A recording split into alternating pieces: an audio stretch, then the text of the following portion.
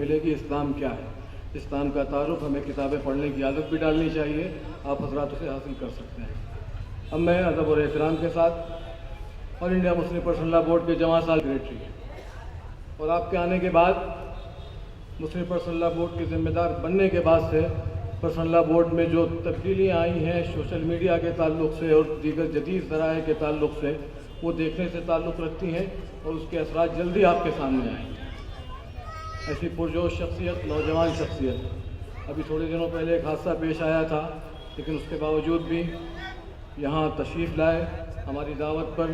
ہم ان کا استقبال بھی کرتے ہیں، ان کا شکریہ بھی ادا کرتے ہیں اور درخواست کرتے ہیں کہ تشریف لائیں اور اپنے مواعظ حسنہ سے ہم سب کو مستفیض فرمائیں، اور حضرت جی کی دعا پر یہ جلسے کا اختتام ہو جائے گا۔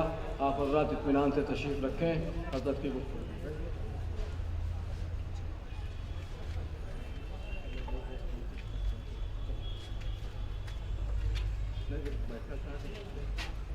آپ کھڑے ہو کے بول رہے ہیں، میں بیٹھ کے بول رہا ہوں۔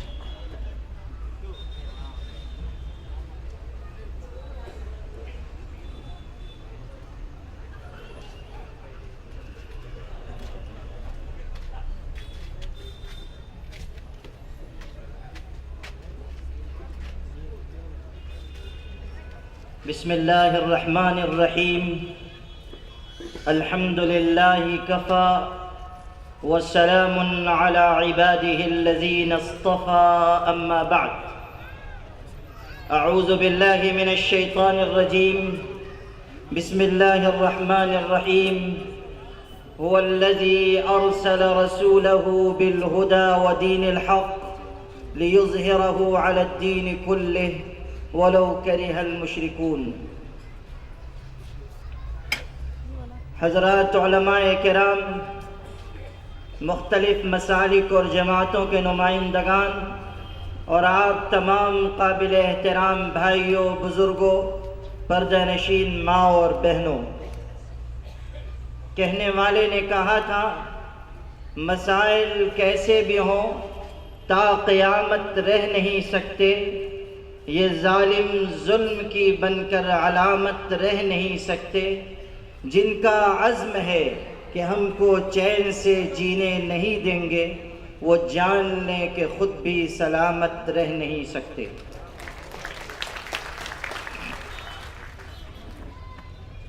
ملک کے حالات تشویشناک ضرور ہیں، مگر یاد رکھیے گا حالات چاہے جتنے مشکل ہوں اور مصائب و مشکلات کی بدلیاں چاہے کتنی ہی گہری کیوں نہ ہو، مسلمان اللہ پر یقین رکھنے والا، اللہ کی لازوال قوت کو تسلیم کرنے والا، کبھی بھی مشکل حالات میں مایوسی کا شکار نہیں ہوا کرتا۔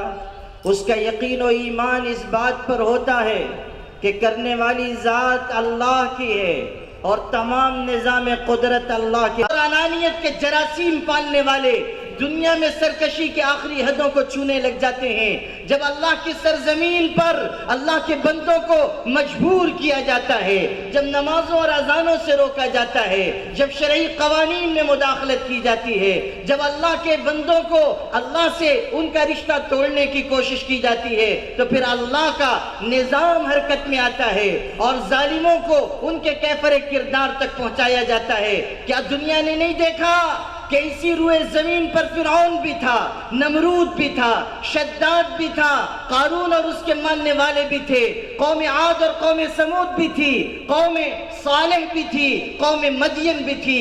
ایسے لوگ جو کہا کرتے تھے من اشد منا قوہ، ہم سے زیادہ قوت والا کون ہے؟ من اکثر منا اموالا و اولادا، ہم سے بڑھ کر مال اور اولاد رکھنے والا کون ہے؟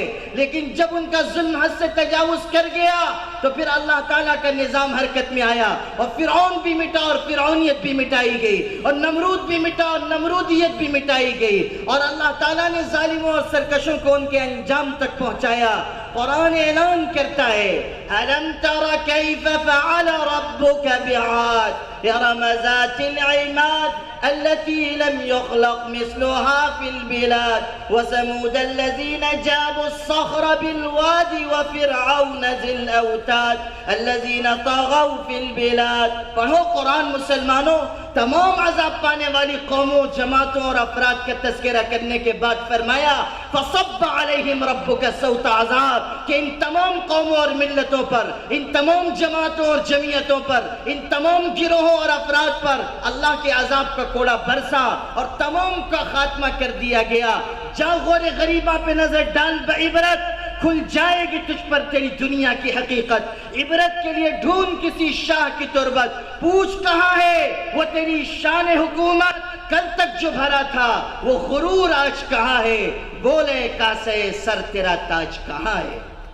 جاؤ اور پوچھو، آج بھی جو لوگ اقتدار میں ہیں، مٹھی بھر لوگ اقتدار کے نشے میں مدہوش ہو کر طرح طرح کے فیصلے کرنے والے، یہ سمجھ لیں کہ ان کا اقتدار قیامت تک رہنے والا نہیں ہے۔ یہ ہمیشہ رہنے کے لیے نہیں آئے ہیں، یہ اس لیے آئے ہیں تاکہ یہ اس وقت تک کے لیے ہیں جب تک کے لیے اللہ ان کو موقع دے رہا ہے۔ جب اللہ تعالیٰ اپنی ڈھیلی چھوڑی گئی رسی کو واپس کھینچے گا تو اقتدار بھی مٹے گا۔ اور ڈرو اس مدرسے کی طاقت سے کہ یہی مدرسہ ہے جس نے انگریزوں کو اس ملک سے بے دخل کیا۔ وہ انگریز جن کے سلطنت میں سورج نہیں ڈوبتا تھا، انگریز اتنا بڑا اقتدار رکھنے والے جن کی سلطنت میں سورج نہیں ڈوبتا تھا۔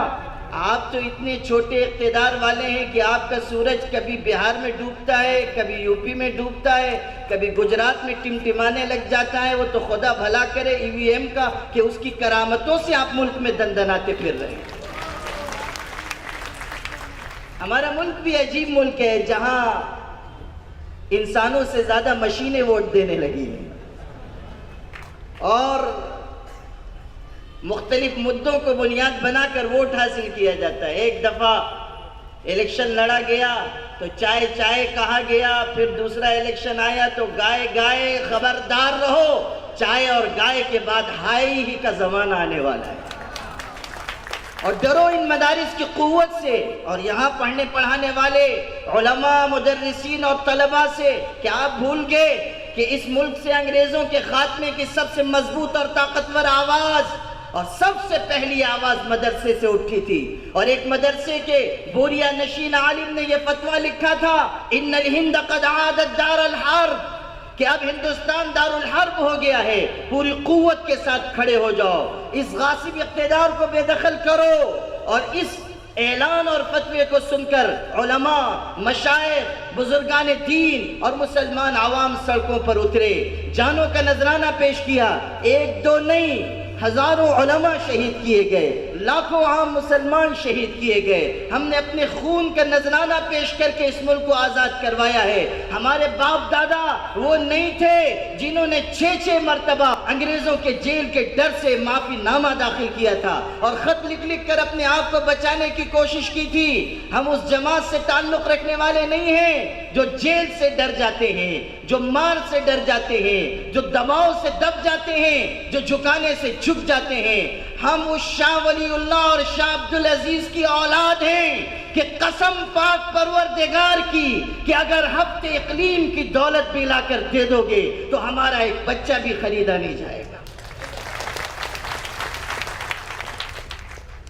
مدارس اسلامیہ اپنا کام کر رہے ہیں، انہیں کام کرنے دیا جائے اور یہ حقیقت نہ بھلائی جائے کہ مدرسے والے اپنی بوریا نشینی کے باوجود بڑے مضبوط ہیں، بڑے طاقتور ہیں، اور ان کی طاقت کا راز یہ ہے کہ ان کا رشتہ اللہ سے جڑا ہوا ہے، ان کا رشتہ اللہ کے پاک رسول صلی اللہ علیہ وسلم سے جڑا ہوا ہے۔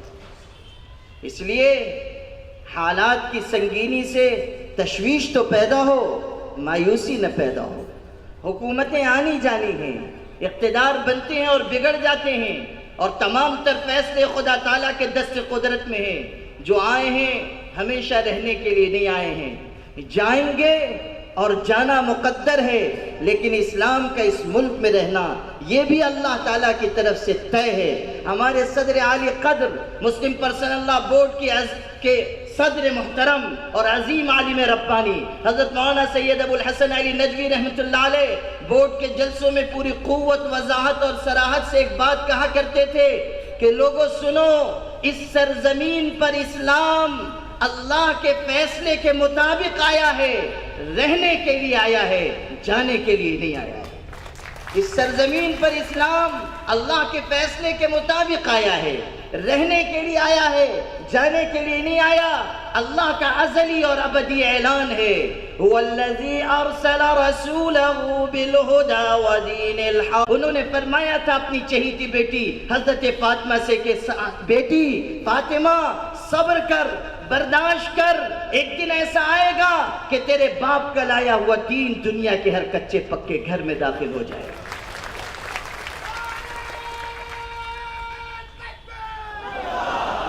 میرے بھائیوں، میں آپ سے یہ عرض کرنا چاہتا ہوں کہ آج یہ ہیں، کل یہ باقی نہیں رہیں گے۔ آپ گھبرائیے مت، آپ مایوس مت ہوئیے، اپنے اندر عزم، اپنے اندر حوصلہ، اپنے اندر قوت پیدا کیجیے۔ یہ بھی یاد رکھیے کہ اس وقت ملک کے حالات اس لحاظ سے تشویشناک ہیں کہ شریعت میں مداخلت کی جا رہی ہے۔ مجھے اس بات کا احساس ہے کہ طلاق ثلاثہ بل جو اس وقت ایک بہت بڑا مسئلہ بنا ہوا ہے، اس پر کچھ تفصیلی بات نہیں ہو سکی۔ ہمارے مولانا محمود دریابادی صاحب نے اس کی تفصیلات تھوڑی ذکر کی، لیکن یہ موقع تھا کہ آپ کو بتایا جاتا کہ اس بل میں کتنی خامیاں ہیں اور کس طرح یہ شریعت میں مداخلت ہے۔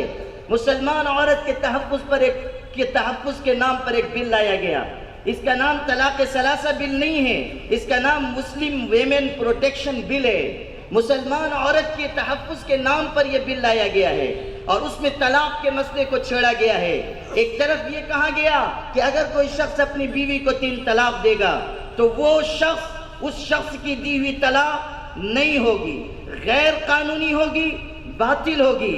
یہ بل کے الفاظ ہیں، غیر قانونی ہوگی اور باطل ہوگی۔ اس کے بعد سیکشن 3 میں لکھا ہے کہ جو شخص اپنی بیوی کو 3 طلاق دے گا اسے 3 سال کی سزا دی جائے گی اور جرمانہ بھی دینا پڑے گا۔ آپ سوچئے کیسے مہا عقل مندوں سے ہمارا سابقہ پڑا ہے۔ ایک طرف کہتے ہیں طلاق نہیں ہوئی، پھر کہتے ہیں کہ سزا بھی دی جائے گی، وہ بھی 3 سال کی۔ اور ذرا سا صفحہ پلٹ کر دیکھ لیجئے، اس طور پر اس کو سمجھنے کی کوشش کیجئے کہ جو اپنی بیوی کو 3 طلاق دے گا وہ 3 سال کے لیے جیل جائے گا، اور جو اپنی بیوی کو چھوڑ کر بھاگ جائے گا وہ پردھان منتری بن جائے گا۔ ذرا سا صفحہ پلٹ کر دیکھ لیجئے۔ جو خود نہ تھا راہ پہ اوروں کا ہادی بن گیا، اپنی بیوی کو چھوڑ کے غیروں کا قاضی بن گیا۔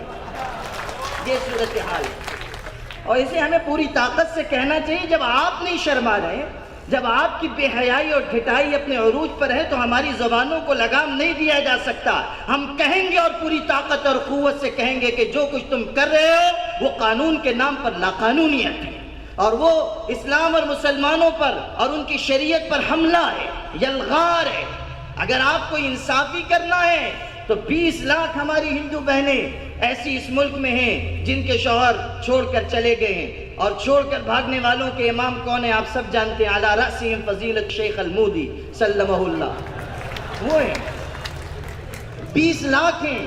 ورنداون میں بیوائیں پڑی ہوئی ہیں لاکھوں کی تعداد میں، متھرا کے قریب آشرموں میں کوئی ان کا پرسان حال نہیں، وہ ہماری بہنیں ہیں، اس دیش کی بیٹیاں ہیں۔ ہمیں ان کا درد اپنے سینے میں محسوس ہوتا ہے، اور آپ کو بھی ان کا درد اپنے سینے میں محسوس کرنا چاہیے۔ آپ آواز اٹھائیں، آپ صرف دفاع نہ کیجئے، آپ آگے بڑھ کر اقدام بھی کیجئے کہ اگر آپ انصاف کی بات کرتے ہیں تو پہلے اپنے محلے میں جائیے، بعد میں ہمارے محلے میں آئیے۔ پہلے آپ ادھر انصاف کیجئے، اس کے بعد پھر ہمارے محلے میں تشریف لائیے۔ تو یہ جو مسلم ویمن پروٹیکشن بل بنا ہے، جس کو پارلیمنٹ سے پاس کروایا گیا اور اب راجیہ سبھا میں وہ لٹکا ہوا ہے، اور اس کو پاس کرانے کے لیے ایڑی چوٹی کا زور لگایا جا رہا ہے، اور ہاتھ دھو کر نہیں ہوئی، پھر 3 سال کے لیے جیل شوہر کو بھیج دیا گیا۔ اب آپ بتائیے کہ جس بیوی کو طلاق نہیں ہوئی ہے بل کے لحاظ سے، قانون کے لحاظ سے، اور اس کا شوہر 3 سال کے لیے جیل یاترا پہ گیا ہوا ہے، اب وہ بیوی رہے گی کہاں، کھائے گی کہاں سے، اس کا خرچ کون دے گا؟ تو ہماری سرکار کہتی ہے کہ وہی شوہر دے گا جو جیل میں بیٹھا ہوا ہے، وہی دے گا جو جیل میں بیٹھا ہوا ہے۔ صاحب آپ گھومتے پھرتے دلی میں حکومت کرتے ہوئے خرچ نہیں بھیج رہے ہیں، وہ بیچارہ جیل۔ وہ عورت اس کی نگاہ سے گر چکی ہے، اس نے 3 سال کے لیے اس کو جیل بھیجوا دیا ہے۔ اچھا، جس ماں باپ کی اولاد کو ایک عورت نے جیل بھیجوا دیا، وہ ماں باپ کیسے اس عورت کو اپنے گھر میں برداشت کریں گے؟ وہ تو اگلے دن اس عورت کو اٹھا کے اپنے گھر سے باہر پھینک دیں گے۔ ایک جملے میں آپ سے کہتا ہوں کہ اس پورے قانون کے پیچھے یہ سازش ہے کہ مسلمان نوجوانوں کو، مسلمان شوہروں کو جیل میں ڈال دیا جائے اور مسلمان عورتوں اور خواتین کی خاندانی زندگی کو تباہ کر دیا۔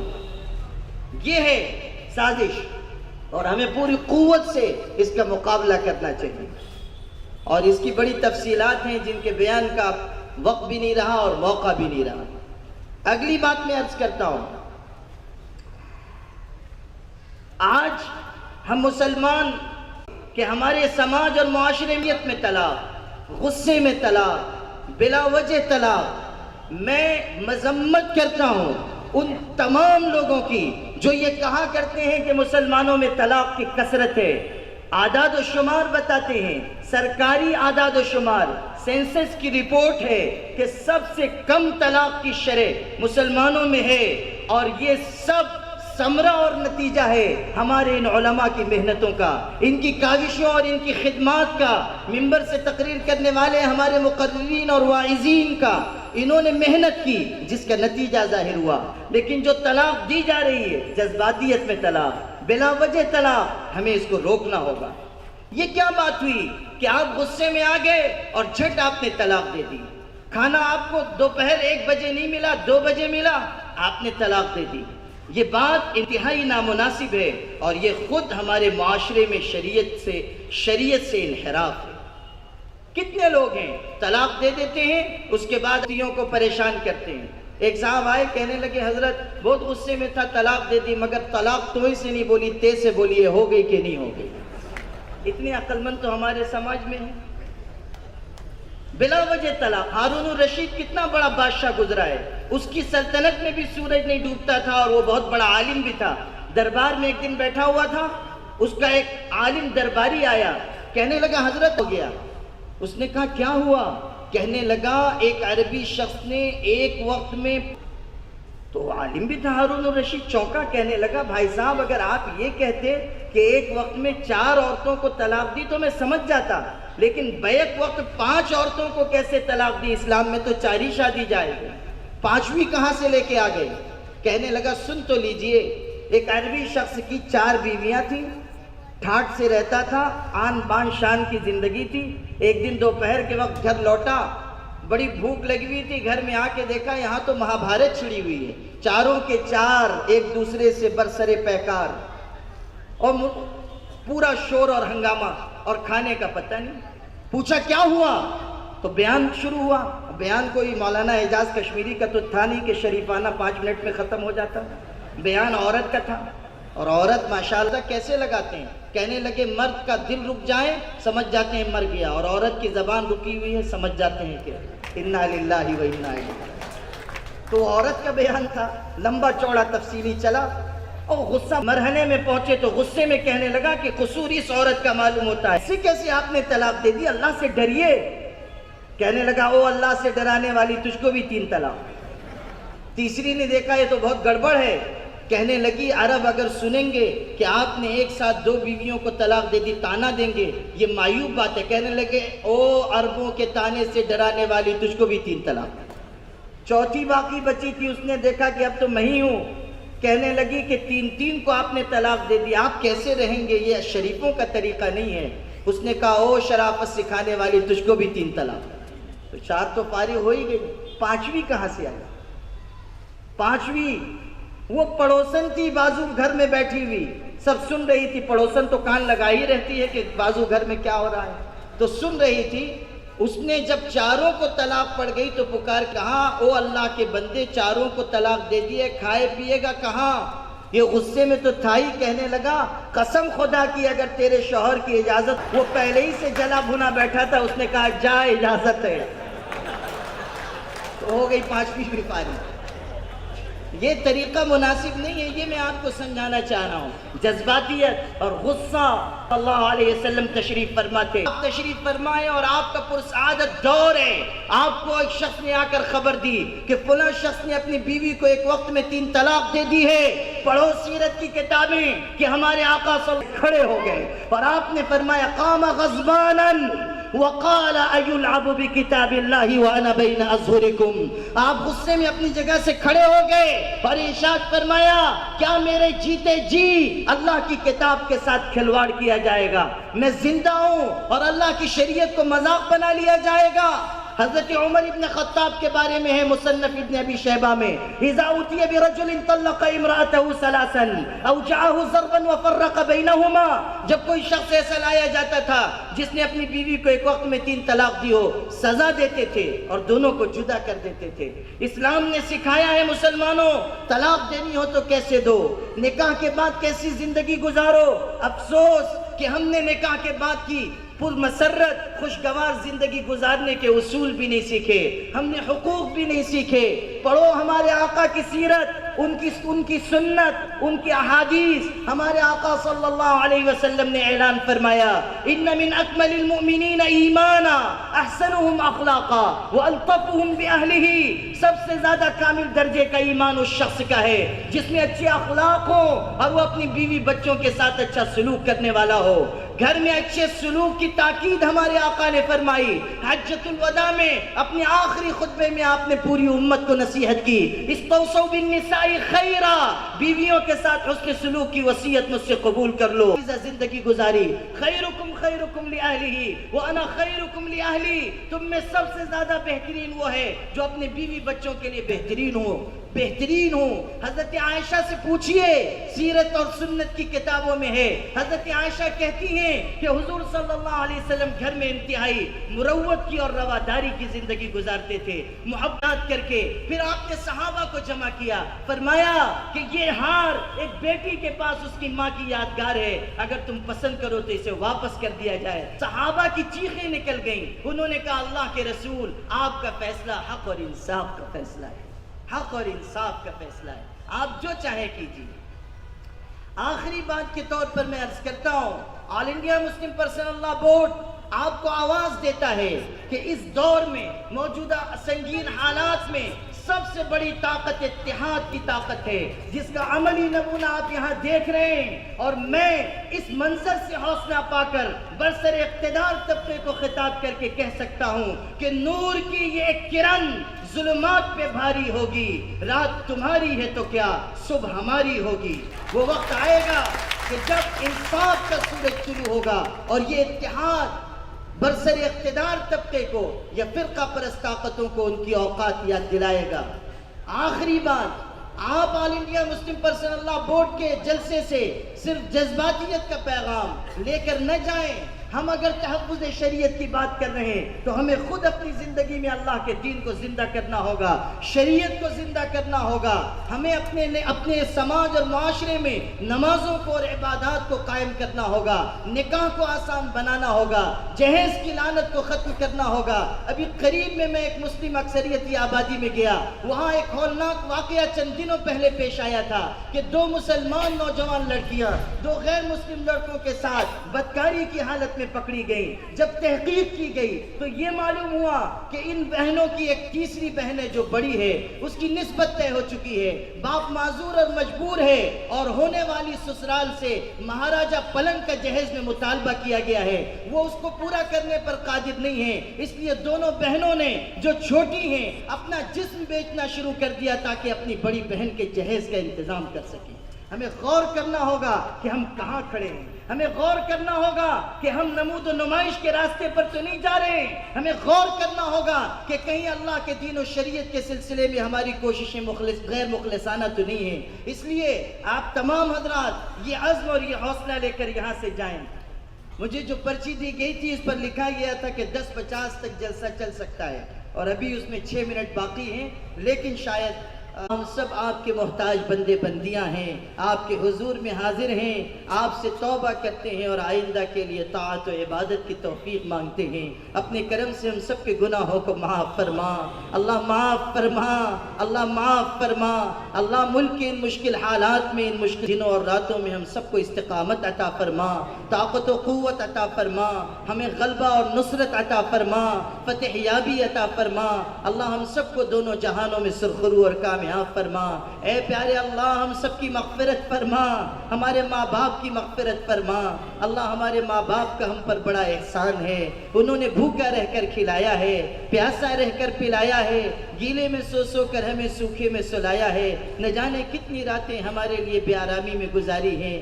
اللہ ہم لوگ علماء جو اس جلسے میں بڑی تعداد میں موجود ہیں، ہمارے ماں باپ نے تو اور بڑی قربانی دی، اپنی آنکھوں سے دور مدرسے میں پڑھنے بھیج دیا۔ اللہ ہمارے امی ابو کو یاد آتی ہوگی، وہ تکیے میں منہ چھپا چھپا کر رو لیتے ہوں گے۔ اللہ صبح آٹا گوندتے گوندتے امی یاد کرتی ہوگی، سوچتی ہوگی میرا بچہ یہاں تھا، میں اس کے کپڑے بھی دھل دیتی تھی، میں اس کے سر میں تیل بھی ڈال دیتی تھی، بیمار ہوتا تھا تو تیمارداری بھی کرتی تھی۔ مدرسے میں کون دیکھتا ہوگا، کون میرے بچے کی خدمت کرتا ہوگا۔ اللہ یہ سوچ سوچ کر ان کے مبارک آنسو آٹے میں جذب ہوتے ہوں گے۔ اللہ انہوں نے قربانی دے کے ہمیں عالم حافظ بنایا، ہمیں آپ کی مسجدوں کے مصلی پہ کھڑے ہونے کے لائق بنایا۔ اللہ اگر ہمارے ماں باپ جاہل بھی ہوں تو ان کو معاف فرما، اللہ ان کے درجات بلند فرما، اگر وہ دنیا سے جا چکے ہوں تو ان کی قبروں کو نور سے منور فرما، عطر سے معطر فرما، اگر دنیا میں موجود ہوں تو ان کو صحت عافیت کے ساتھ درازی عمر کی نعمت عطا فرما۔ اللہ ہم سب گنہگار خطا کار ہیں، اپنے قصور کا اعتراف کرتے ہیں۔ اللہ جو کچھ حالات ہیں سب ہماری بدعملی اور گناہ کا نتیجہ ہیں۔ اللہ اپنے کرم سے ہم سب کے گناہ معاف فرما، اللہ تعالی ہمارے گناہ معاف فرما۔ اللہ آج ہم دنیا میں زندہ ہیں، کل دنیا سے رخصت ہو جائیں گے۔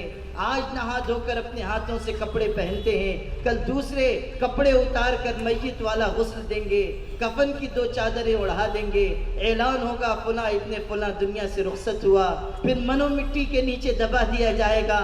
اللہ قبر میں کوئی دیکھنے والا نہیں ہوگا، کوئی عذاب سے بچانے والا نہیں ہوگا، کوئی مدد کرنے والا نہیں ہوگا۔ اس دن صرف آپ کی رحمت کا سہارا اور آپ کے کرم کا آسرا ہوگا۔ اللہ اس دن ہم سب کو معاف فرما، اس دن ہم سب کو معاف فرما۔ قبر کے عذاب سے، جہنم کی آگ سے اور قیامت کے دن کی ذلت سے ہم سب کی حفاظت فرما۔ اللہ تعالی ہمارے اکابرین کی حفاظت فرما۔ مسلم پرسنل لا بورڈ، جمعیت علماء، دوسری جماعتیں، سالک تنظیمیں جو دین کا کام کر رہے ہیں، اللہ سب کو قبول فرما، سب کو امن و عافیت، برکت، نجات و ہدایت عطا فرما۔ اللہ اس ملک میں قیامت تک کے لیے اسلام اور مسلمانوں کے باعزت طریقے سے رہنے اور جینے کے فیصلے فرما۔ سبحان ربک رب العزت عما یصفون وسلام علی المرسلین والحمد للہ۔